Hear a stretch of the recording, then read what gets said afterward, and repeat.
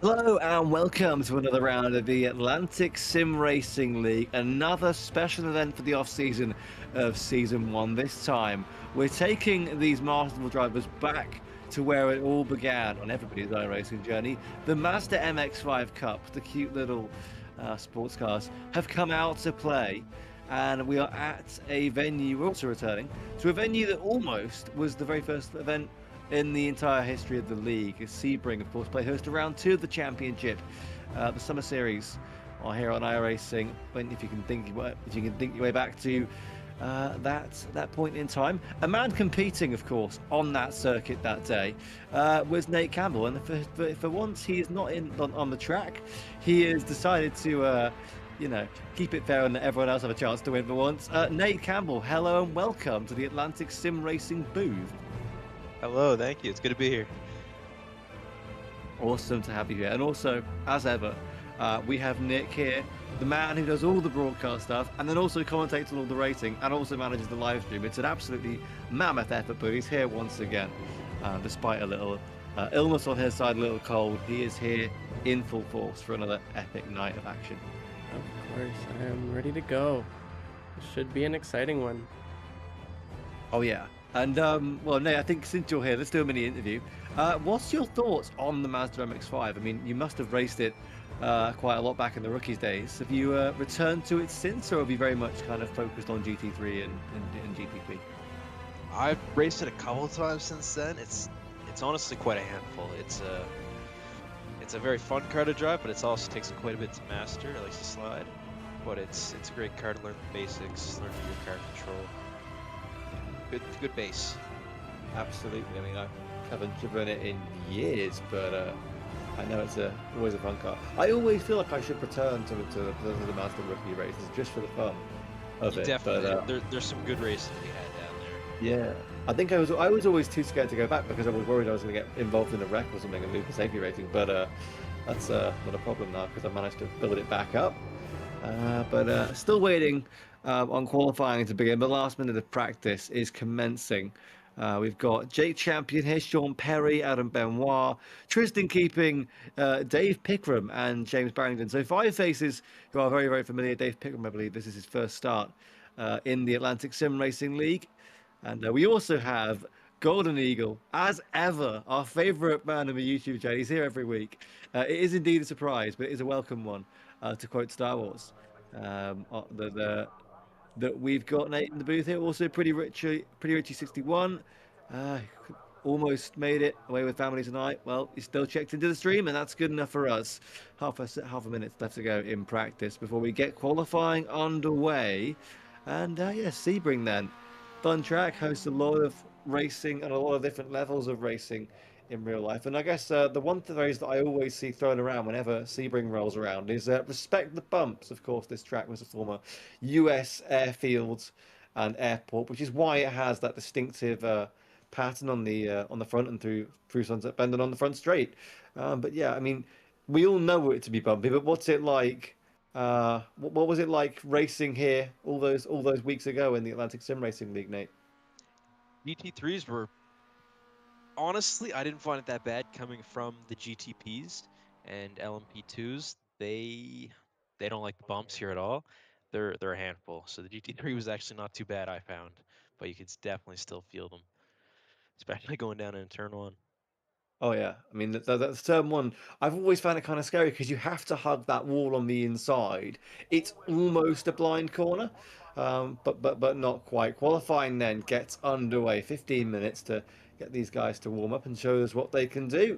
We'll of course discuss the liveries, discuss the car, discuss everything going on with this one. We've got Nico Grinham also in chat as well. Hello, Nico.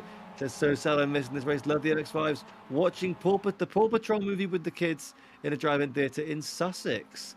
I wonder if that's a British Sussex because we have a county called Sussex in England where I'm commentating from right now. I wonder if is there a Canada in is there a Sussex in Canada that you guys know of? I think so. No. Maybe in Nova Scotia, if I'm not mistaken. I don't know one off the top of my head, but there's a lot of places over here that have the same exact name as places in Britain. saw. It seems to be a Many. trend. Yeah, definitely. Uh, I mean, one of the famous. Oh goodness me! Someone's gone off there. I think that was. Can't quite tell who that was, but yes, one of the most famous ones I think is we have Richmond and Bristol are both obviously hosting American NASCAR races and also share their names with places in England. Richmond in the British Richmond is basically really posh and really rich as an area. So I don't know whether what it would be like if British Richmond had NASCAR, but and then Bristol is a lovely city in the southwest. I'm actually only about half an hour from it, so I've always found that quite funny that there's a Bristol in America. Here we go. Then livery, a UPS livery. went back and checked that it's Sean Perry who just had the spin in the UPS livery down to the That is Sean Perry in the UPS livery. Here's Dave Pickram, then the newcomer to the league. And it's quite interesting because we don't really know when you've got a newcomer to a league like this, you don't really know their kind of pace or what they're capable of. So it's always fun to see what they can do, especially in like an arena that these guys haven't normally been tested in this league. But James Barrington there, he's driven GT3 and of course in the GR86 Cup class with Toyotas, which is where he spent most of the season. Nice to see Jake Champion returning, Nick. Now we had this thing in the booth where when he was racing, he would somehow find a way to end up in the most interesting situations possible, and it was always great to watch him do his thing, wasn't it? No, you're totally right with that. Especially in that, I loved the livery, the gorgeous livery. It was always a sight. He was either the main course of the biggest accident or very close behind. You say the main course. He should be right up at the front tonight. In practice, he was in P2 with a 2:28.6, only 4/10 off Sean Perry with a 2:28.2. So he should be right up there tonight. Absolutely, yeah, that is someone's just gone. Well, that is James Barrington just going wide there. But yes, I think this is where Jake Champion could get his first win because you look at the competition, and we know Adam Benoit. He was the other Summer Series champion of the GR86 Cup class, and then so dominant was he that he decided to just jump up to GT3 for a couple of races, which was great fun to see, and he was actually really good in, and of course actually won our Nürburgring special event, which was great to see. So we had that great little arc there. So he's coming off the back of one special event win. I wonder if he can make it two. We know he's pretty much fast in anything, so he'll definitely be another one to watch this week. Sean Perry was also a man that I felt as well, Nick. He always found himself up there, didn't he? In that Hot Wheels Porsche that we grew to love. The Hot Wheels Porsche of Tristan Richard? Tyler Richard, sorry? I thought Sean Perry used the Porsche. I might be misremembering because I know Tristan Richard definitely did use a Hot Wheels Porsche. I remember that. I feel like I remember that Sean Perry did. Maybe not. Sean was definitely in a Porsche. It was close in the colors. It was the blue and red one. Oh yeah. Sorry, of course. I think he might have switched it up as well a few times. Yeah. But... I feel like maybe it's Mandela Effect that I remember him using the Hot Wheels livery at one point. But qualifying is well underway now. I think these guys should be setting they should be on their first flying laps. Here we have Sean Perry in that UPS livery now. Of course, Nate, you called out that correctly. He had a spin earlier in qualifying, but he has got, according to this track map, a purple second sector. So that's very promising on his front. Here is Dave Pickram. We're going to wait and see what his first lap looks like. First official lap in the Atlantic Sim Racing League proper. Look, I mean, you say how sideways this thing likes to get. That's an absolute example of it through Sunset Bend. I mean, luckily they won't have the titular sunset to contend with this week. We've given them nice, flat, clear skies, so that'll be good. Even though if it is still a scary corner in real life. Now, Jake Champion has the fastest lap at the moment. We just got our two quickest laps. Jake Champion with a 2:28.4, Sean Perry with a 2:28.44. So 2 100s off of Jake Champion's time. Yeah. I think for a timing issue, I don't know why, but I can't actually see the lap times they've set. But no worries, we've got Nate here to fill us in. Here's a look at Sean Perry now we said he's within a tenth of a second on these guys, on Jake Champion. So these two will be very fun to watch throughout the day. So green's first sector, from what I can see on this lap, looks like that's possibly a purple second. I'm not quite sure. Having to use the track map here to kind of gauge sector times. But here is just in keeping then in P4. Again, we saw him a lot in the GR86 Cup class. Oh, goodness me, entering sideways almost was James Barrington. Those two, again, stalwarts of that GR86 Cup class from that first season. It's great to see him, just joining us for these special events in the off season before season 2 kicks off, the winter series of the Atlantic Sim Racing League, which So of course be live every. great to see all these new liveries. It's quite refreshing. Yeah. Now I remember way back when I started iRacing, I actually had a livery for my MX-5 that I ran, because I got very into training paints quite early on, so I kind of found some kind of obsessed early in my iRacing time over liveries. And the one I always loved to use on the MX-5 was basically this really great one, and it kind of had Yoshi on the front from the Mario games, and it had his egg symbol and that on the roof, which was really good fun.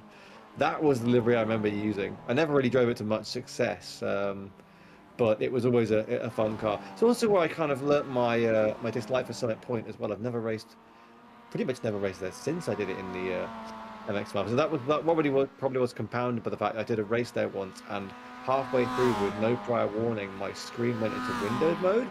And I don't know if you've ever driven.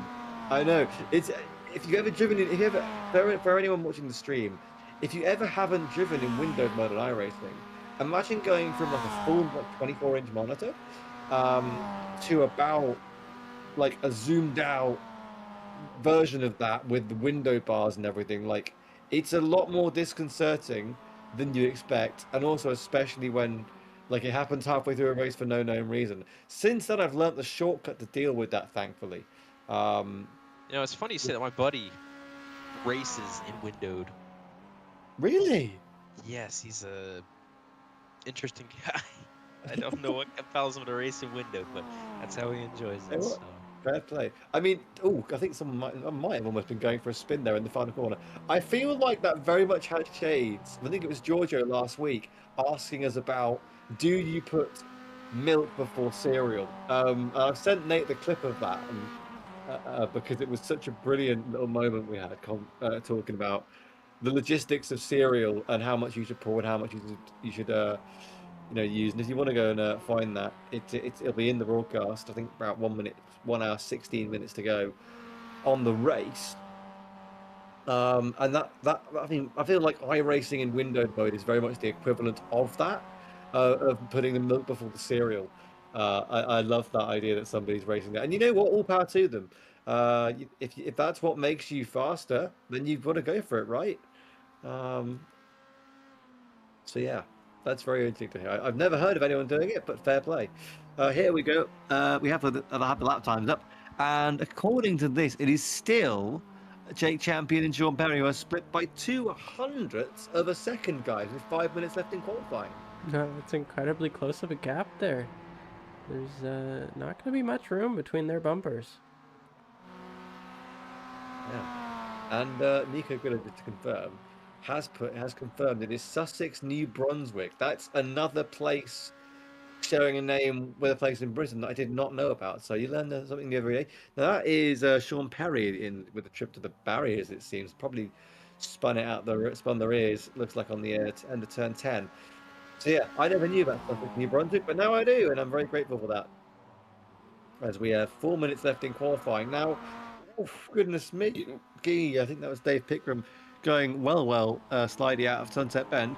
With 4.5 minutes to go, guys, you're really looking at 2 laps left, including this one. So it really is time where for those guys, Jake Champion and Sean Perry, it really is time to just turn up the heat and try and set the 1 lap that will get you pole.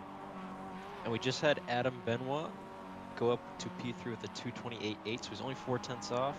Definitely time to make up. He's a quick guy, so I wouldn't count him out just yet either. Yeah, definitely. Well, we've got a couple of laps left for these guys to show their skills, and as you said, be right up there. The good news is we've got a decent deal spread. We've got Tristan Keeping and James Barrington at the moment running 231s. Dave Pickram with a 229.9. So those top three are going to be one to watch. I think we know how quick he is. And he's quick here as well. But Jake Champion and John Perry hold the top two. I think they're struggling to beat their own lap times. Is what I'm seeing. They set their first lap about 10 minutes ago, and they haven't yet beaten it. So whether they're saving it for the last lap, and they're going to come out and lay down an absolute gauntlet and a half, we'll have to wait and see. For the moment, this is Jake Champion's MX-5, and that is Adam Benoit in the OR. I don't actually know what OR stands for. I think it's a sim racing kind of company. I'm not sure. That's the kind of the joy of new liveries. But here's Sean Perry then running in P2. Again, 200th of a lap, 200th of a second off his time in the EPS livery. This is Dave Pickram then trying to close in on those guys. He's got sub 30, but he needs to try and get into the 28th, which I'm sure will be his task. This is Tristan Keeping as well, who is in P5 at the moment, but we know he's got some serious pace behind him as James Barrington has a little trip to the gravel. Now that actually, that kind of heavy braking zone, Nate, I mean, we've all done it, haven't we? We've all just tried to look a little bit too far, gone one marker board too deep, and that it opens itself up to exactly that sort of moment, doesn't it? Exactly that. At least for me, I know I'm gonna be going wide. I keep the foot in still. Yeah, definitely. I mean, there's that nice groove on the edge of the curbing on the exit at the corner, which kind of allows you to do it as long as you've got two wheels on the tarmac. Or at least I found that in Le Mans Ultimate. I actually need to go and see if it's. I've never been, I guess, unfortunate to find out if it's the same in iRacing or not if you get the drift. But I've definitely gone wide there many times. So Jake Champion then. This will be his penultimate lap, I imagine. We've got Sean Perry who will get one more lap in as well. So this is actually their final laps because it's a 2.5 minute lap, of course, 2 minute 28 to be precise. As we have Dave Pickram now in P4 because, of course, Adam Benoit laid down that P3 lap time earlier on. And this is Tristan Keeping to start his final flying lap with 2:31.4 to beat. And I think really what we're seeing here, as he'll cross the line and won't go fast won't improve once again, almost, I don't know if you're seeing this too, but I think the grip levels are just dropping off like a cliff at the start of these runs. Yeah, I was looking back at Jake and Sean's laps as well. They look pretty tidy. They're gonna have a hard time to beat them. And like you said, I think the track conditions are starting to fall off a tiny bit. Definitely. Well, it's a continuous track going into the race, so hopefully that grip, that kind of slightly decaying grip, isn't going to cause them too many issues. As this is Dave Pickram once again, 1.9k on the iRating, so he's got more than me by about 600. And Tristan Keeping as well, their P5. These guys wanting to improve their lap times, of course. 6 cars on the grid, so you're never too far. You're not going to start too far back. As you might have done in previous weeks of the Atlantic Sim Racing League, especially that I remember that Spa race, Nick, where it was just all action all the time, wasn't it? You're right. We really didn't stop for that whole 40 minutes out of the season. That was the most exciting one. I think the irony in that is that I did a 2 hour 40 minute race, well, 2.4 hour race with you last week, and I lost my voice more on a 40-minute race because it was just everything was all happening at the same time. And I guess, yeah, we've got Nico Grinham there. If I have my money on Adam Benoit getting a win tonight, so there's the support for Adam coming in there from Nico. We hope you have a great time with your off-track activities, Nico. I'm sure we'll be seeing you plenty more as the Atlantic Sim Racing League continues on into Season 2, which I'm very excited for. This is James Barrington, who currently sits P6. Again, I don't think we've actually seen any improvements on that last lap. Indeed, we haven't, actually. So I think it's very odd that we've basically had everybody set their first lap. It's all good as me, James Barrington going wide there. I mean, that's probably the case of that decaying grip that you mentioned, Nate, but I think I've never really seen it in a qualifying session in this league before, where the first laps everybody's set are their fastest ones. But I don't think Jake Champion's going to complain because that 200th of a second difference is what put him on pole. And indeed, Golden Eagle Spa was absolutely crazy in the best way possible. And I'm not the organizer of the track schedule, but I would be signing the petition to get it back on the calendar for season 2. Of course, we'll have to wait and see whether that is or not. And I have no influence because I'm a commentator, and Nick is the man who has the decision making to do. James Barrington, they're pulling into the pits, so he's obviously done his time. And Jake Champion in P1 at the moment. I'm sure whether I don't know whether this is a push lap or well, it'll always be a push lap because it's Jake Champion and he likes to make things Say it. interesting. It is most definitely a push lap. He has been gunning it every corner this lap. I can't tell if he's up or not, but it won't matter because it's that time in the session is up. It is indeed that time in the session for things to get going. 45 minutes of MX-5 action. I mean, what more could you possibly want on a Friday night here on YouTube on the Atlantic Sim Racing League? 5 regulars and 1 newcomer set to battle it out on the concrete slabs of Sebring. I was going to say bricks, but that's more of an Indianapolis thing. Who do you believe is a newcomer? Dave Pickram, I believe we haven't seen him before, unless I'm wrong and he was there on one of the weeks I was away. I believe he has been here. I've seen him in the chat lots. Okay. Maybe I haven't seen it. Maybe I've just. I think he was racing GT3. Can you comment on that, Nate?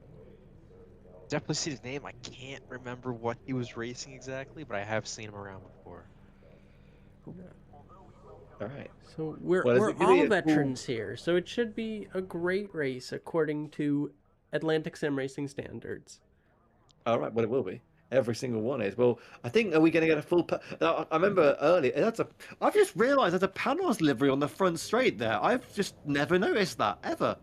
So obviously a remnant of the scan, when this track was scanned for iRacing, but I love that. I've genuinely never noticed there was a massive Panos logo on the front straight of Sebring, but I do love that. Of course, used to be the first round of the traditional American Le Mans Series, which Dr. Don Panos himself helped create, so to bring sports car racing to a new level in America. But there we go then. A full pace lap is the doctor's orders for these 6 cars. Get your tyres warmed up. We've already discussed the levels of the grip levels, and potentially because it's Sebring, they're always going to be a bit funky, and they're always going to be a little bit difficult, especially when you get onto those paved sections. There's concrete slabs, which this circuit is so famous for.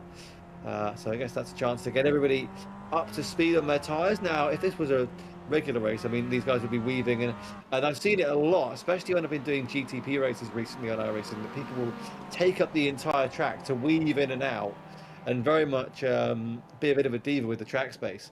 So I feel like they might want that. I don't know how much you guys can see it on the offboard, but there is so much dirt on this track. There is. I mean, you can see it. There's a bit of dust being kicked up in the background. I mean, that's the thing. It's because there's no real, apart from the curbing, that grass is just so liable to be spilled onto the track. There's no real concrete runoff. So as soon as your wheels are off the tarmac, they're onto something that can be very much brought onto the tarmac to just reduce that grip level. Not intentionally, but that's a fact of Sebring. And I really hope that grass stays, by the way, because it adds so much character to the layout in a way that, you know, we saw the grass removed from Daytona a couple of years ago. Francorchamps has lost some of its, although they have extended some of the gravel traps now, so it's getting better. But yeah, a lot of tracks have lost their grass, their gravel. It's a bit of it's a shame for me growing up, because I always used to I never saw concrete as the traditional runoff surface used. It was always gravel traps or grass. And I've always felt that does a much better job than concrete because it actually slows you down. I know the reason they got rid of the grass at Daytona is because of the couple of really high-profile flips they had in the NASCAR races there. But yeah, grass and gravel has always been the go-to for me. It'll definitely slow it down a lot more. If tarmac is the way forward, I'll take that over what they have at Paul Ricard. I'm sure you've seen pictures of Paul Ricard. That it's atrocious. It's nothing there. It's ugly. Yeah, it's just. I mean, same thing at Yas Marina as well, actually. I've never understood why they go for that pattern. Like, it doesn't make a difference, and it's not really a branding thing either because you're not the only track to do it. So, unless I think Yas Marina probably copied Paul Ricard because it had done it for a lot longer. But here we go then. They're on the final straight. You can still see that dusty haze of brown stuff and brown muck on the track, which of course will be naturally just sort of eventually cleared away by these guys. With I think that was Adam Benoit just blipping in and out of reality for a moment. And Golden Eagle in the chat before we get going. You mentioned iRacing, and it reminded me of a graph on Twitter that compared LMU rating to iRacing, which is the. I've never heard of that, but I think that's quite. I'll have to go and read it so I can find that. Anyway, through Sunset Bend they go. 6 MX-5 Cup cars, 45 minutes on the clock. The pace car pulls off. The revs are rising, and I don't even have time to say my catchphrase every week because we're already underway. Jake Champion has not been waiting around at all to get this race underway, and he's already taken the lead side by side between Adam Benoit and Sean Perry. For those guys at turn one, it's absolute full send. Benoit's on the inside. Benoit's going to take the place, I think, down towards turn two they run. And indeed, Adam Benoit has got the position just about ahead of Sean Perry. And then there is Tristan Keeping on the inside, and he's taken that place as well. So it's going to be Sean Perry, who's dropped from second to fourth on the opening lap here. James Barrington and Dave Pickram have held stations so far. And well, it's a crazy opening half lap because Aaron Benoit is immediately on the case of Jay Champion down towards the hairpin they go. Will there be a move on from the GR86 Cup champion? He's going to send it on the inside, is he? It's actually the onboard from Sean Perry, meanwhile, who's going to see all this unfold in front of him, get on the curbing on the exit of the corner, as always. He's actually got Dave Pickram, who's pressuring him from behind as this train of cars streams through to complete the first half of the lap. And we'll get into your comment in a moment, Golden Eagle, once the first lap is complete, I'm sure. But for the moment, then, it is Jake Champion who has held the lead over now Adam Benoit, who's being pressured by Tristan Keeping. Now, I think we haven't really seen Tristan in this kind of position before. He's really hounding these guys for the lead as they come through the second, third sector. There you go. He's in third at the moment, and it's to be a great opportunity for him to take a podium position as Barrington and Pickram's just starting to fall off the little back of this little train. But still, though, Sean Perry, he's got a look on the inside line. He might make it work, you know, into the chicane as they come towards the final couple of corners on the run down towards Sunset Bend. Tristan Keeping goes defensive, but still they're on the inside line, and then the outside line again is Sean Perry, though they'll have to just break for the next part of the corner, try and get the better run off the corner, which he has done to a really good degree then. Tristan Keeping got it all wrong out the final, at the penultimate corner, and Sean Perry is back up to third with Dave Pickram right there with these guys as we go to complete the first lap. I mean, Nate, you've been involved in many first laps in the Atlantic Sim Racing League. What was it like to watch one of them from the booth? That was pretty awesome. Adam Benoit with an amazing start, immediately up the inside, down in turn one, and he made it stick. Yeah, awesome stuff. Awesome stuff. Well, there seems to be no change other than that at the moment as they go on to lap two. Jake Champion starting to open up a little bit. In fact, I say starting to. He's already begun opening up a really decent lead. He's got about a second or so on Adam Benoit for the moment. This could be his chance to take the win we always knew he was capable of in the Atlantic Sim Racing League. Adam Benoit goes a little wide, and Sean Perry's immediately up his inside. Yes, indeed. Sean Perry wastes no time at all in getting back up to second place. I mean, this is really what we always knew they were capable of. But, Nick, it's been a great opening 1.5 laps for this MX-5 special event race. 100%. You know, it's a smaller grid, but we can always expect some great stuff out of these guys. Absolutely. Well, Jake Champion, great stuff from him so far. He's held the lead, but Sean Perry is right there with him. To add to your comments then, Golden Eagle, of this race starts to settle into it, and Benoit still wheeling, trying to get the temperature into the tyres. Pretty sure most Middle Eastern tracks have, and you mentioned Jeddah and Qatar having the concrete, and then Qatar having its mini gravel runoffs, of course. So it's very much kind of pick and choose. I think concrete is probably the way we're heading, really, especially if you look at the kind of the recent trend of street tracks in F1 and IndyCar. We've had the the Markham disaster, I think it's safe to call it, because of course they're trying to run an IndyCar race in Markham, but the circuit isn't completed yet. It's something straight out of the 1980s. I think. Seen some pictures on Twitter of the catch fence and the bolts. They weren't even tightened down. Oh goodness me! it's There an was absolute there wasn't thread through the nut. They weren't even tight. Like it was a mess. yeah. World Cup football ruining our street tracks, eh?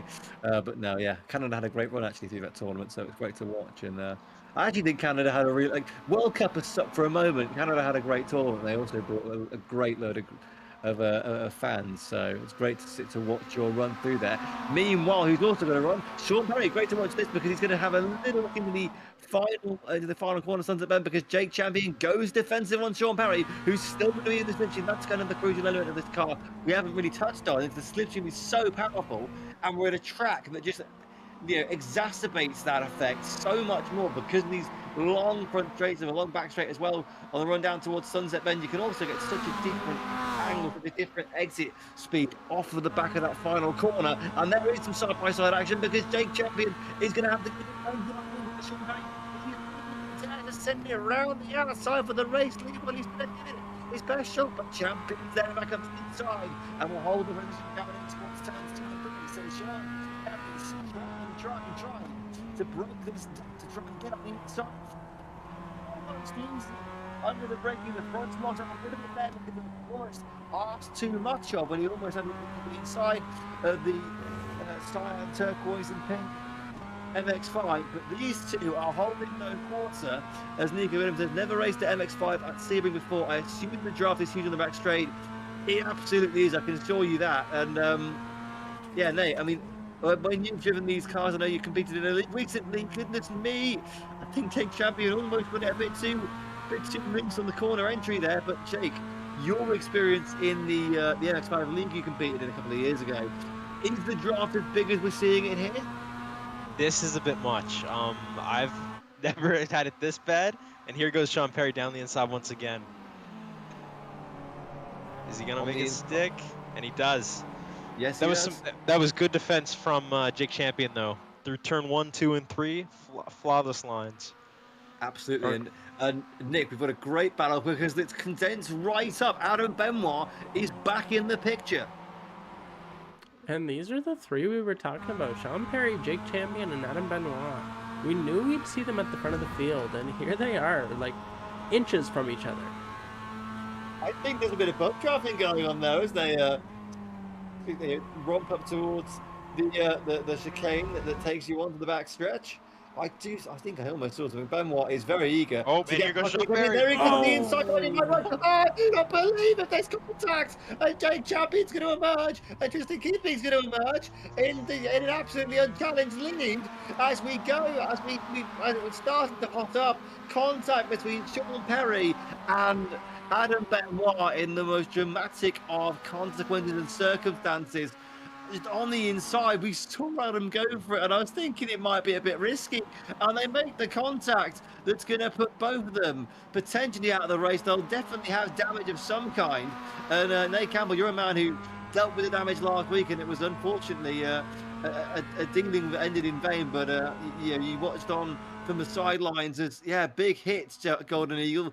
Absolutely the case. I do not think Jay Champion is complaining one bit. I don't think that Tristan Keeping or Dave Pickman are complaining one bit, because as Sean Perry and Adam Benoit both go into the pits, it's going to be a complete change of order that could see Tristan and Dave in prime position to battle for P2. I tell you what, Sean Perry just got a little wide, a little too much speed into the corner. Around went the rears, and next thing you know, he's getting T-boned by Adam Benoit, unfortunately. And Jake Champion just snuck around the outside. Yeah, I mean, it's Champion's well move. We joked about it, Nick, didn't we? That it'd be so funny if Jake Champion became the champion of the league. Of course, he'll be targeting season 2. His aspirations is going on the inside there. Tristan Keeping has to cut off Dave Pickram there, as he almost had to concede second place. These two are going to be fighting, I think, for the entire race, as I've seen. But Nick, Jake Champion, this is his chance. It has to be, surely. I think so. He's got that lead on Tristan there. One of the biggest in the front of the field.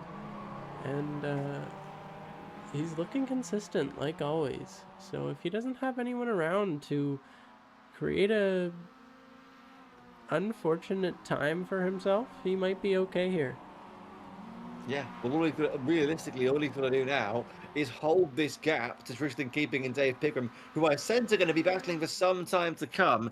Now, Benoit and Perry have both re-emerged on the track. They're some 40 seconds back from James Barrington, who's dropped 10 seconds on this kind of leading trio, if you like. We could well see them battle for 5th place once again, which I'd love to see personally, because it'd be great fun to see what they can do this time. Tristan Keeping is just absolutely throwing that MX-5 around, but he's doing a great job of keeping it together and keeping it on the road. Of course, really, if I were these guys, I'd settle into a rhythm and just try and concentrate on the podium. But then, of course, you want to get P2. It's a position you want to get every position you can fight for. Dave Pickram, is he going to send it on the inside to Sons of Ben? Not this time. But of course, we know what the draft can do. We know what the slipstream can do. He's going to run a little wider than Tristan Keeping through Sons of Ben. It's going to be so interesting to just follow everybody's lines through this corner today. Sean Perry, there he is in P6. You can see up ahead is Adam Benoit, who managed to get out ahead of him by a couple of seconds. These two, I think, are going to come together once again on track. Hopefully not in terms of contact, but this is not the way they would have hoped things to have gone. As Dave Pickram and Tristan Keeping once again keeping each other absolutely honest. 10 minutes in, guys, and we've had a lot of drama already. That lap, Thomas, Jake Champion 9/10 quicker than Tristan Keeping. Indeed, that's just a showing of how of the pace deficit, but also really the pace that Jake Champion has within him, which we always knew he did, and now he's getting a chance to show it in, albeit different machinery than the GT3s he was so often competing in the Atlantic Sim Racing League summer season. As Dave Pickram now might send it to the outside line on Tristan Keeping. He's going to keep it on the track just about. Well, they'll have to take a little bit of a off track on the curb excursion to prove that that theory that the little gully on the exit of the curb does work. You can just go straight for it, so that's at least that theory confirmed. But here he is. I think he's going to have a lot of opportunities today to make this move, as Joey cut back to Jake Champion in the lead of this one to the tune of 4 seconds. So he's already got an absolutely lovely gap here by his standards, and I'm sure he'll be just focused on opening that up now. It's just hot lap mode for him. With half an hour or thereabouts to go. I don't think we'll be seeing any pit stops, because I'm pretty sure the fuel tank can go longer than 45 minutes as Sean Perry gets past Adam Benoit. So there goes the move for 5th place, and he's already starting to set off catching, well, trying his best to make up the 36 seconds to James Barrington. It's 47 seconds to the podium places, but he has got the fastest lap of the race, so that is something for him to take as a consolation. But it's going to be a long road back with half an hour to go for those guys. No, it truly is. I saw Sean up there, and I was really happy. We've seen him mid-pack all season long, and it was pretty refreshing to see him battling it out for the podium, even first. So hopefully he can make up a few positions here and kind of reclaim this race for himself. I don't think this is the last time we'll be seeing Sean Perry or Adam Benoit at You're going to be seeing them all next season. Definitely, they had the pace of points the last season as well. And I think if they continue to build on that, they'll be up there. Well, I mean, they've got 45 minutes of practice around Sebring extra, in case we revisit that for the next season of the Atlantic Sim Racing League proper. And this is just a chance to get more to grips with it. We obviously won't be running MX-5s next season on a full schedule, but we'll be coming back here possibly. And if we do come back here, or indeed for future events, then it's just extra lap time, extra mileage they can get in a racing situation, in this league situation, as we cut back to the battle. Has been raging on since the start of the race. It's still, it's not over a podium, final podium place. It's over who gets second and who gets third, who gets silver and bronze medal.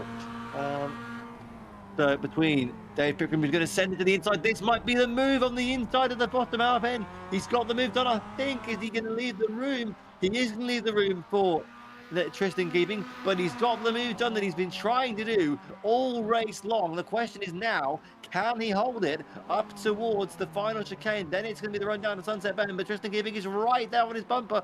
Bit of bump drafting, I suspect, as they fire themselves down into the braking zone for this next chicane. Tristan keeping is still right there with the Mazda of David. It's a question now of can he get past for P2, but Dave Pickham, he's holding his station then, doing exactly what he needs to do to stay in the front of Tristan, the more experienced man when it comes to racing situations in this league, who is right up on his bumper. I think this is where we see the bump drafting through this exact part of the corner.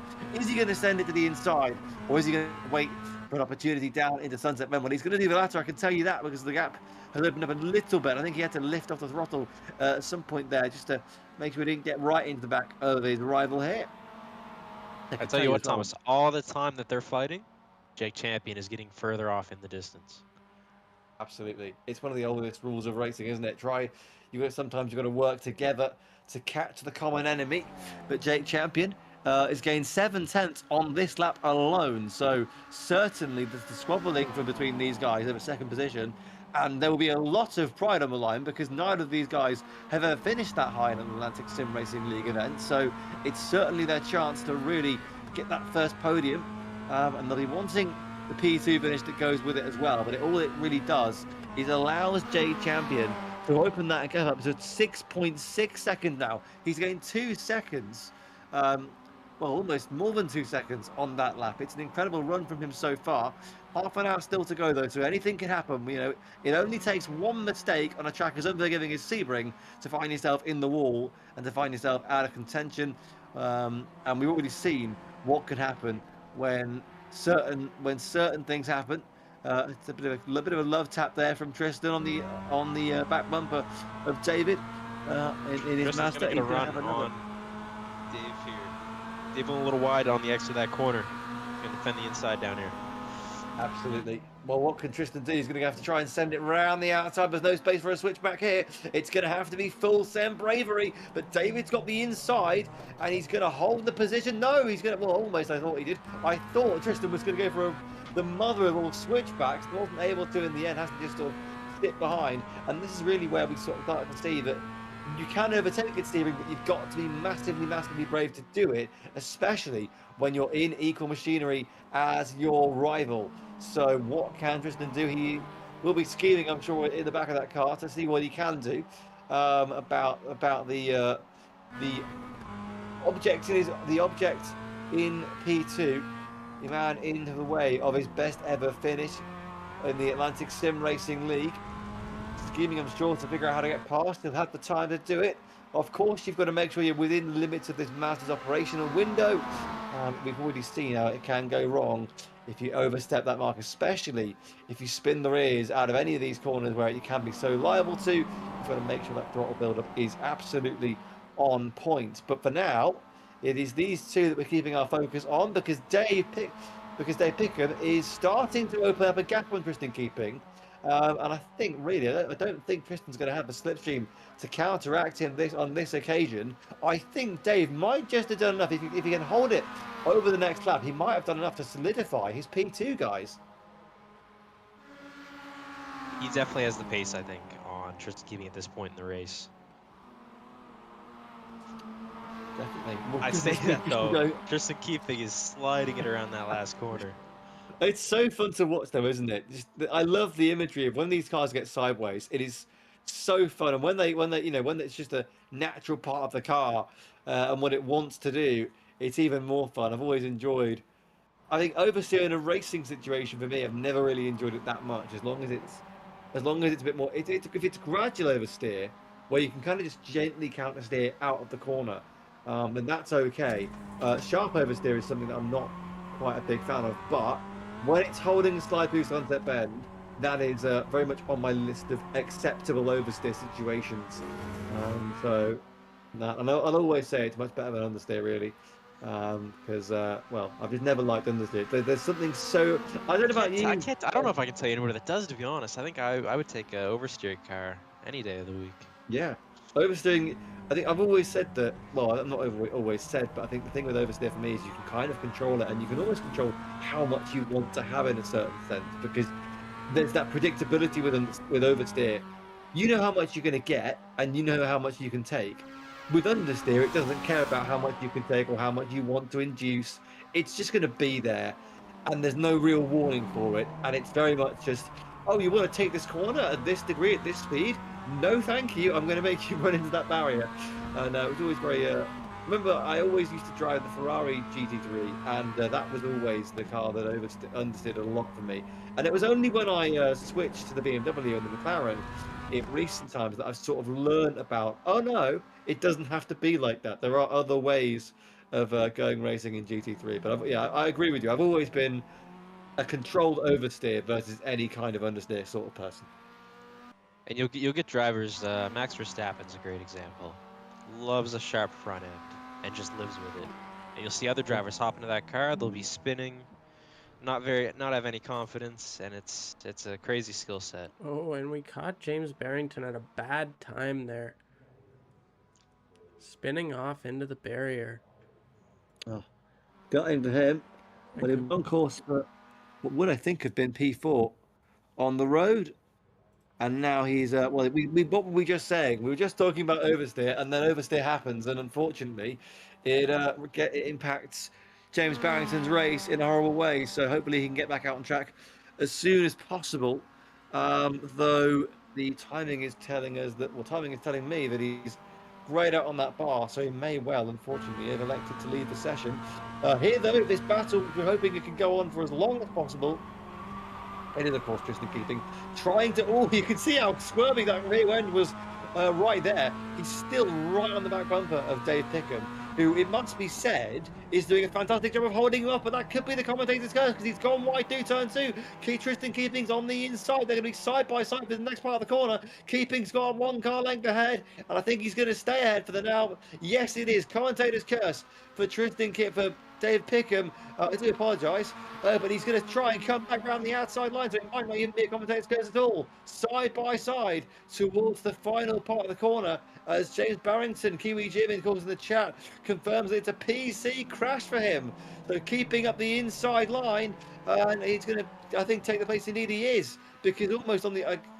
Dave gets a little bit oversteery on the exit of the corner. Will try and fight this all the way. He's going to stick his nose at the inside line for the next corner as well. So still side by side. Eventually has to give up and relent the position for the moment, but I'm sure he'll be there to continue the challenge. But unfortunately, guys, it wasn't an intentional decision to leave the session from James Barrington. It was a PC crash, which is not what you want to happen. No, not at all. I see Sean Perry is also it seems. Just now, Sean Perry is also had some kind of an issue. He's still in the pit. It's grayed him out. Now we know he was back out on track and battling Adam Benoit. So whether something's happened there, we don't know. But currently he's not being registered as on the track. So hopefully he can return to it and return to the session. But Tristan Keeping now, actually, as we look onto this battle, that might have been the checkmate maneuver, because although Dave Pickham's kept him honest throughout the race, I don't think we've seen Tristan Keeping have this kind of a gap all the way through as we hit the halfway mark. In fact, we're just past halfway now. I think Tristan may well have the chance to make a runner here for that P2 finish. Meanwhile, Jake Champion and all of that has been continuing to lap continuously and metronomically, because he's got a 12-second advantage, and this really could be his first win if everything holds out for him. Yeah, he's had a pretty anonymous race ever since the beginning. Just slowly eking out that gap, keeping it clean, keeping it consistent. Yeah. And whilst everything behind him, it seems it's been a little chaotic. It reminds me of Adam Benoit last week, actually, because even me and Nick were remarking in that race that simply he inherited the lead because I think the leader, I can't remember who exactly it was, but the leader crashed out from memory, and from never really looked back. So that's how he got himself to a win, just cool, calm, casual, hot laps, and Jake Champion's doing exactly the same method to hopefully, for his sake, get that first win. Although I'm sure if it comes down to it and something happens to him, Dave Pickham and Tristan Keeping will be fighting over a win. And it'd be a great fight to watch happen. But for now, Dave Pickham's clawed back up to the rear of Tristan Keeping, and he's ready for, I think this would be round 3. I mean, it's one of those things where a great phrase I love is you only need 2 cars to make a race, and these guys are absolutely proving it. We saw her in qualifying there, quite similar pace. And it's also quite fun to see how Tristan Keeping is seemingly insistent on just giving his car as much oversteer as possible. But this is absolutely brilliant stuff, guys. It is, You can- and we You can could tell even he's see definitely some pushing. closer battles there with whenever these guys decide to pit. We could tighten up some gaps. So we do have pit stops in the equation for this race then. Interesting. So that's going to be a big decision. When do you pit? Of course, you could oversteer, or you could overcut, you could undercut, you could go longer, go shorter. I think we had a couple of the fuel strategies work out quite nicely in the main series from memory, but I think these guys are going to be reacting to whatever each other does in the league. I mean, you can try and go for the overcut if you were someone like a Dave Pickham.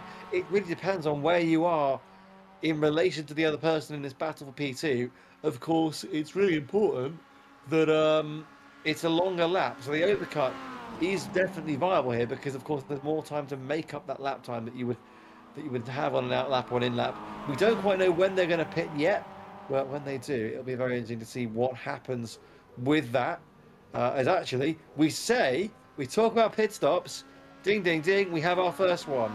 Dave Pickham is in the pits for his scheduled stop with 19 minutes to go. So he's gone for the undercut on this one.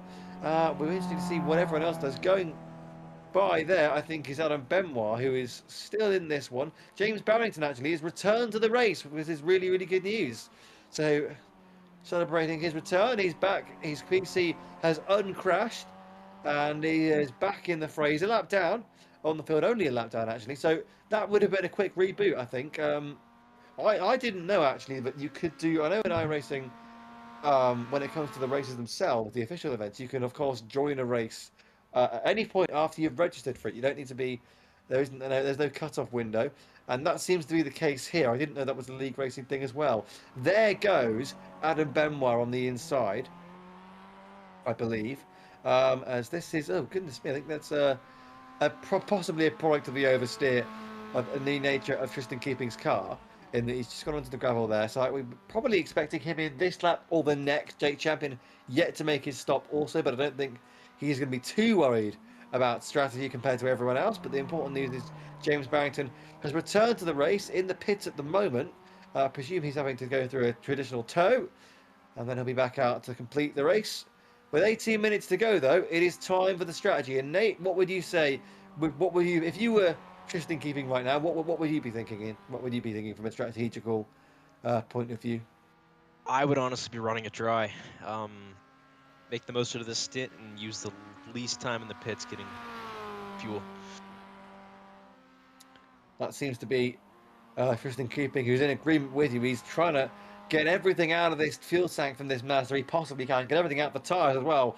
I suppose in this world, it's only 45 minutes to use them, so you may as well just tear them to shreds and use every last little bit of rubber. So, well, we've got Dave back out on track now, so that's going to be the thing to watch. Is what can either of these guys do on their in laps and out laps. Whether Tristan will come into the pit on this time, we'll have to wait and see. We'll watch him now. He's taking a tighter line into the corner, but he's going to continue on for another. I think he is going to come and pit. So it's always quite difficult to know actually because of the angles they take. But this is the pit stop battle then. Tristan, he has absolutely, as you said, run the fuel tank dry, run the tyres dry, and now it's all about the differences on their in laps and out laps. Can Dave Pickham repass Tristan Keeping for P2? He's coming up to Sunset Bend. I think he might be able to do this, but let's wait and see. Definitely going to be tight. It'll be interesting to see how quick Dave will have his tires up to temp and how quick it'll take Tristan to get back up to pace. Definitely. Well, he seems to be on the ragged edge already, so he's definitely warming up those tyres, and I think he is indeed going to go through. So the undercut was actually seemingly the best strategy because there is one Dave Pickham who is already up past Tristan Keeping by some margin. There is Tristan Keeping exiting the pits now. The gap is going to be about 3 or 4 seconds, I think, by the time that Tristan emerges properly onto the track. An absolute strategy win for Dave Pickham. The question is, with 16 minutes to go, is Tristan going to be able to wrangle his Mazda right up to the back of Dave and repass him, or will the overcut strategy prove too much and the gap too much for Tristan to close up? That is the question we're concerning ourselves with at the moment. Jake Champion, meanwhile, might have done enough fuel saving, I think, to get himself another lap. I think he'll be coming in this time round. 15 minutes to go. Do we have? If you guys had to predict the outcome of this one between Dave and Tristan, who would you be picking right now? I'm actually going to throw a surprise name in there. Adam Benoit. He has been on fire. Last lap, 2:29. Jake Champion, the leader, 2:31. He is 2 seconds quicker than the leader.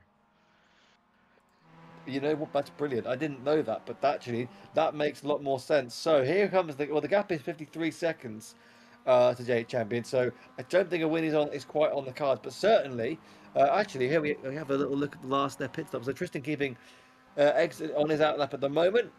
I don't know if Adam Benoit has actually made his pit stop yet, but I if think you could be right with Jake that Champion's pitting call. now, Adam Benoit has made his pit stop, and he came out in second place. I think he has. might have pit stopped when he was part of that accident earlier. So That would make sense. that Actually, you might be right then, Nate. If this is the case and Adam Benoit took his pit stop when he had the accident earlier on, it could well be a blessing in disguise because he's currently running second. He does not have to stop again with 15 minutes remaining, and he's got a 4.7-second gap. I think You want to know it who's may in the actually pit be. right now? Oh, goodness me! Tristan in the background manages to hold on to it. But yeah, now you mention it, it might actually be almost a stroke of accidental genius from Adam Benoit's part there to get himself involved in a crash, take the pit stop early, and then get everyone back and use that superior pace of his. As you said, he lapped faster than Jake Champion by 2 seconds on that last lap, and he really is cementing himself in P2 at the moment. The gap is 10 seconds. It's now 8.3 as they go across the line. We might have a race on our hands for the lead of this one, guys. we could very well. That gap got a lot shorter with those pit stops shaken up. Absolutely. Well, this is the gap now. Adam Benoit currently sitting in second, having a few internet issues as he's popping in and out of reality. But the gap's 7.4 now. It would be so incredible if Adam Benoit goes from essentially crashing out of the race to re-emerging to essentially potentially take the race lead. He's got 13 minutes to do it. If you round that down to the number of laps, it's essentially 2 laps per 3 minutes. So call that about 4 laps, maybe 5 laps to go. If he can keep lapping at this pace, he's going to get up to the back of Jake in 3.5 laps time. Really, this is absolutely on for the race lead if he can keep this up. Meanwhile, Dave Pickham is now running third with a decent gap to Tristan Keeping, who that overcut did not work out for him, and certainly now we had that moment on the last lap on the run down towards Sunset Bend, where he got two oversteering. Certainly that's not helped his charge. But Jake Champion now has the task of fending off Adam Benoit. Now, he is in the lead, so all he's got to do is minimise that gap and do damage limitation for the remaining 5 laps. But it really isn't as simple as that. I mean, Nate, you've led more laps than anybody else over the course of the Summer Atlantic Sim Racing League. When you were in these positions, did you and you sort of felt you were in a position of maybe it wasn't going to go all your way? I mean, first of all, did you have those? Because it never really looked like you did from our position to win the box. But if you were Jake Champion now, what would for your focus be on mindset wise if you know the situation that Adam Benoit is catching? I tell you what, I don't worry about the guys behind me. I don't. You can't. They get in. It'll get in your head, and you'll psych yourself out. You just got to run your laps, do what you can, and you'll finish where you end up. Really, like keep it simple. Back to basics. Wise words indeed. I mean, I always said that I used to get really insecure about my pace, and then I realized sort of there's no point uh, beating myself up. It's not going to change anything. It's not going to make me any faster. But yeah, I think then I sort of recently I've actually come to a realization that as long as you're on the pace, that's kind of fine. And I think that kind of side of it's gone away. There they are, though. It's setting at the kind of lead four cars with Tristan keeping now down involved. I think I just saw somebody in the pits that might be James Barry. That is James Barrington, who was returned to the pits. So, well, I don't think that's his actual scheduled pit stop. I think that's going to be he's returned to the pits rather than making his scheduled stop. So I wonder what has happened there. But this is Adam Benoit. The gap is 7.4, so it hasn't really changed. Jake has responded to Adam's previous lap times, and now it's sitting at 7.3. We get it updated once every lap, so have to wait and follow it and see what he can do the next time by. But that is the order of business. 7.3 seconds the gap between Drake Champion and Adam Benoit. It isn't over, but the fact that Jake Champion has responded in such a brilliant way, in but basically not really allowing Adam to cut into his lead at all, that could be crucial. Most definitely. Honestly expected Adam to keep up that pace, but Jake Champion, we haven't seen his last lap for me was the 309, so we're gonna have to wait till they come around again to get an accurate read. But it looks like Jake Champion has the pace. It does indeed. 7.1 the gap now as they head towards the final sector. We'll get another. Well, okay, it is updating, so that's now 6.9. So it is still coming down by about half a second on this lap, but that is not. It's not enough, really. When you think there's going to be maybe only 3 laps to go, 3 or 4 laps left in this one, you've got to think that he needs to take some serious time out of him on the next few laps. But it's 7 seconds. The advantage that Jake Champion has, all he needs to do is hold this pace and he will win his first race. And I think, Nick, that'll be quite satisfying for us because we've always known he's capable of it. He's always made things interesting. And now, for the one time he sort of finds himself in quite a mundane situation of leading the race all the way, it might come through to his biggest benefit. Truly, the guy has grown on me for sure. To see him with such heartbreaking losses through a couple of the rounds, it's good to see that he's confidently rocking that first place. Last lap high, Adam Benoit 229.7, Jake Champion 232. So about half a second quicker Adam Benoit that lap. But that's not enough. He needs to be in this more quicker in seconds, doesn't he? It's not enough. It's not enough. He needs Jake Champion. like For you Jake said, Champion, a it's second absolutely lap. enough. Equally. So 8.5 minutes. It's 2.5 minute lap. You can probably call it. There'll be 6 minutes to go after this lap. That would leave us with essentially 4 laps to go, and depending on where he'd come out in terms and how the timing would shake up, Jake could slow by a couple of seconds and cross the line early. But I think for now, while he's actually increased the gap to 7.2 now over that last sector, as Dave Pickham, we haven't mentioned his name in a few minutes, guys, but he's certainly, after these pit stops, he made the call to go on the undercut strategy.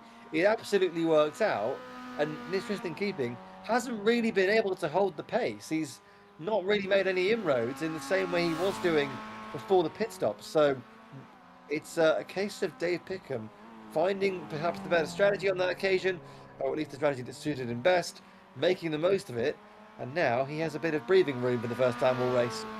And I have to say, it's inspiring to see James Barrington back out on the track. 5 laps down, but he is raring to go. Absolutely. Well, he's going to get P5 here. That is basically guaranteed because Sean Perry has not returned to the race. So whatever happens to him, we will wait and see because he is unfortunately not with us on the racetrack at the moment. So we'll figure out why that is the case in the end. Whether it was due to the contact with Adam Benoit earlier on, could well be. But he's still in the pits for now. But as you said, James Barrington is back out on the racetrack, which is incredibly commendable. 5 laps down, but he's going to see the one out, which is brilliant of him. Oh, and Oh Adam no, goodness me, Benoit, that's horrible. big That's crash into the Benoit. wall. That's Adam Benoit. He's from P2. What did we say? This car loves to get sideways through Sunset Bend, and it's absolutely done that. Oh, goodness me. Dave Pickham almost ran straight into him. He was stranded in the middle of the circuit. It's a blind bend, let's not forget. That would have been a disastrous place to park your car. Adam Benoit, goodness me. We was having the absolute redemption of days. And now it's all ended up in tears with 6 minutes left. He attacked Sunset Bend a little bit too much, flew too close to the proverbial sun, and found him safe with a face full of safer barrier. And now that means that Dave Pickham will go back to P2 as he was running so much earlier in the race. Oh, goodness me, guys. I mean, it's so. You see it happen almost every time a racing series comes to Sebring, and especially iRacing. It's um, particularly prone to that happening. But Adam Benoit, so gutting. He'd been so valiantly returning to the podium, challenging Jake Champion after crashing heavily early on with that contact with Sean Perry. Oh dear, just a horrible way for things to end with 5 minutes to go. Really So is. We were disappointing. talking about that pit strategy, but nothing can beat good old consistency. Indeed, we saw it last week with Adam Bem. There is some sense of an irony that you're using that to describe a man who won the Nürburgring 2.4 hours with exactly that mantra. But this is now Dave Pickham, who is very much it's Dave Pickham and Jake Champion who are very much the bastions of that ideology today. They've run pretty much flawless races, and now they're running P1 and P2. I'm sure Dave will be delighted with this performance, as long as he can hold it together, of course. Um, you know, you could argue it's a commentator's curse from me talking about oversteer, and then we've had quite a number of oversteering moments that have resulted in attrition rates to this race. But I'm sure Dave will be able to keep his MX-5 under control. Jake Champion has been the man to keep this race under control, and with 4.5 minutes to go, realistically, you're looking at 2, maybe 3 laps left. Comes through Sunset Bend once again to well, it's going to be about 4 minutes and 10 seconds or thereabouts. So we'll have to wait and see how it shakes out. I'm thinking there'll be 3 laps to go, maybe 2. It depends. Well, actually, I think it will be 2 because we don't have a. It's very much a once the clock hits 0, the next time across the line, you are finished. There is no +1 lap here. It is very much race till the flag drops. So 2 laps, I'd suggest, for Jake Champion to complete. He has what now is now a 19-second gap on Dave Pickham. This really has been his race since the very start. It has. He hasn't been the quickest car today, but he's just been so consistent, constantly in the low 29s, low 230s. Absolutely, and it's that consistency that's going to help him take his first win in the Atlantic Sim Racing League. As long as he can hold it together for the last 1.5 laps, which he will be doing, I'm sure. He's actually, I think, really, if you look at the guys driving these cars, it could be a setup thing, but he's been very much in control of that car the whole way through. There's been none of the oversteer, none of the squirminess of the rear that I've seen from that car. Really, same goes for Dave Pickham. He's been very much in control of his Mazda as well. You can see Tristan Keeping just in the background there, who will be staring at the P2 he would have wanted for so long. Of course, it didn't quite work out with the strategy for him, but the podium it will still be nonetheless. James Barrington, this is exactly what you get when you stay in the fun, you stay in the hunt. He's going to get P4. He will be 5 laps down, but he will be P4, and it's like, well, and I think he will mathematically stay there, because even if everybody crashes out like this second, he obviously wouldn't be able to make that 5 lap deficit back up and re-overtake them. So the positions that are locked in for the podium, that much is confirmed. And as long as Dave Pickham can see it through, as long as Jake Champion can see it through, they will be holding the top 2 spots on the podium. And just in keeping, I think we'll now, with 2 minutes to go, 1 lap left after this one, will be in a situation of trying to catch as much as he can. The gap is 8 seconds from what I can see. But I don't think he's going to be able to make it work on this occasion. A valiant effort nonetheless by all these drivers. No, it really was some battles early on and throughout, but honestly, great stuff from everybody all over the field. Absolutely, been brilliant. I think if Sean Perry were in this fight, it would have been. It's a shame he's not really out there on the track right now because that battle between him and Benoit and Tristan Keeping right at the start was keeping me on tenterhooks. It must be said. Um, as we watch now, David Pickham. About to start his final lap. Jake Champion also on his final lap. The man who we said was the most interesting man in the league because he always found a way to make his experience of this league interesting. And now this is going to be a new level of intrigue into his season, into his performances, because he will be coming through to, as long as he can complete this lap at least, take his first win in the Atlantic Sim Racing League. It may not be an official round, maybe a non-championship special event, but it still matters all the same to him. He'll be champion of an event for the first time. The champion will be named champion, as we sort of speculated upon over the course of the main season. Dave Pickering still running around really solidly. He's actually extended that gap to 8.4 seconds now, from what I can see over Tristan Keeping. So he still has the pace, still has good pace, and he has half a lap to go. You can see Tristan actually there in the background, indeed. Speaking of champions as well, who do you guys have your eyes on for next season? Who do we think is going to be the fall season champion? I know you're in the booth, Nate, and it's not. I'm not just saying this. I think you will be. I think unless somebody comes in that can match you. I think Matt Jones was able to do that in the early part of the season, but I think I'd be kidding myself if I didn't say you for favourite to defend the title. I would be lying. So, yeah. I mean, whether have you got any plans to use the Rexy Porsche again? By the way. I'm actually not going to be racing every race next season, so I'm going to drop in from time to time. Oh, But okay. I'm going to be helping out some more behind the scenes next season. Oh, nice. So the champion graduates to the booth. And of course, we'll keep things entertaining. Now, that raises an interesting question, but I don't think we have quite time to discuss it. That will be for a future conversation. I'm sure we'll be speculating on that plenty more when the season starts back up. Jake Champion, though, this is going to be his moment through Sunset Bend. He's rode off into the sunset today in the Atlantic Sim Racing League. MX-5s came calling at Sebring. He respected the bumps more than any other driver. Jake Champion is going to round Sunset Bend for a Hollywood ending. He finally will become champion of an event in the Atlantic Sim Racing League. Jake Champion wins at Sebring in the NASCAR MX-5 Cup cars. A brilliant win for him under the Lexus Bridge. And I'm waiting for the donuts to come. He's going to treat it as a cool down lap, I think, as still waiting for Dave Peckham to come through and take that P2. Here he does. You can see how happy that Mazda looks, as it always does. But I think he'll be a particularly happy Dave Peckham in that car. P2 for him in the MX-5 Cup cars. Nate Tristan Keeping will get home into third position. Not to be today for that P2 fight. Look at the way he's going to drift it through turn one. Yes, go, mate. That's awesome stuff. And in celebration, still a podium though, and that's still to be commended. What is meant to be, what is even more to be commended. In fact, we mentioned that James Barrington, as a result of the crashes for Adam Benoit, would stay in that fifth place. He's still out on the racetrack. I think because of Benoit's retard crash so late on. In fact, I think Benoit's going to stay fourth. But nonetheless, my driver of the day is going to be James Barrington for staying in the fight for so long.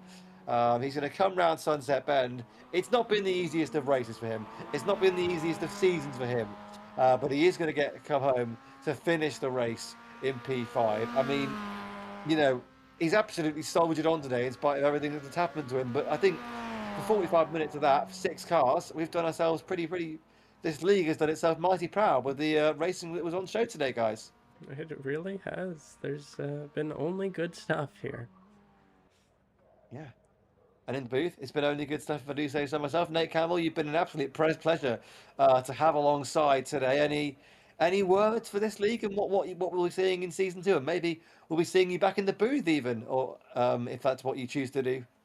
You might. It's honest. It's been a pleasure. It's been a pleasure. I've enjoyed it very much. It's nice to chill out and not be on track once in a while. Yeah, well, this is like your. Well, we were speculating last week that with the Rexy Porsche was sort of like a we said that it was great. Well, actually, I said that you actually, I liked you even more for using the Rexy livery on the Porsche, and also that you earned the right to do what you wanted really with that, with your car choice, and it wasn't to be in terms of the race itself, but free to enjoy what you're doing now. Is this going to be a dozen of donuts from Jake Champion? I think it is. Nope. Yes, he's going to try and do a donut, but he said. Don't think it's quite happened Ah, from here there. we There we go. go. Hey, the donuts for coming out for Jake Champion. He's going to slap the concrete. That's another thing actually. The Sebring isn't great for donuts because there's not a whole lot of space for you to do them on the front stretch. But there we go. The tire tracks on the concrete. He's respected the bumps enough. Now he can use up a little bit of that goodwill with the concrete.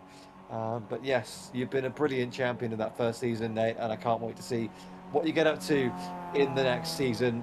And Nick, I guess as well, MX-5. It's a brand new car track combination for this league, but it's been a great race to watch and a great product from the broadcasting side and of course on the track. It has been. It's always a good time whenever we all come together and get something going. But the MX-5, it has a special place in my heart. It's a great car. It is indeed, and though you got your first iRacing win recently in the M2 Cup car, that's great to hear. Maybe we can get the M2s back for next season, who knows?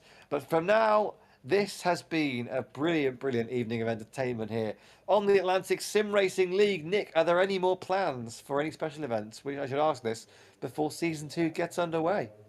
Not set in stone. We might see one more here next week or the week after that. So stay tuned for that for sure. But we mentioned the fall series. I think that's definitely a good thing to shout out here. Fall series will be starting that in September. I think the first event is scheduled in for the September 5th. So we'll be ready to do that. We're not quite decided on our second multi-class car yet. We're thinking maybe the M2. So we'll do some fine tuning on that and figure it out. But September Well, that 5th, is fall series. Yeah, well, the full series then. Plenty to look forward to in the Atlantic Sim Racing League. In the meantime, as we, a new car potentially in that league as well for the second part of the multi-class cars. But for now, in the meantime, we hope you enjoy the next few weeks. Of course, we'll be back soon with plenty more racing action, and Nate Campbell will be back soon to be in the booth on the broadcast side of things, and of course on the racetrack. We can't keep him away from it for too long. But for now, my name has been Thomas Groves. Alongside me in the booth today has been Nate Campbell. It's been a pleasure, man. It's been a pleasure. And of course, Nick on the broadcast side. Any last words, Nick, before we sign off for this season? Other than thank you very much for watching. I'm good Indeed. to see everybody later. Yeah. All right. Well, wherever you are in the world, we hope you've had a lovely evening. We hope you continue to have a lovely next few days. But we will be back, of course, Friday nights. We'll return soon for more Atlantic Sim Racing League action. But from myself, from Nate, and from Nick, it's goodbye.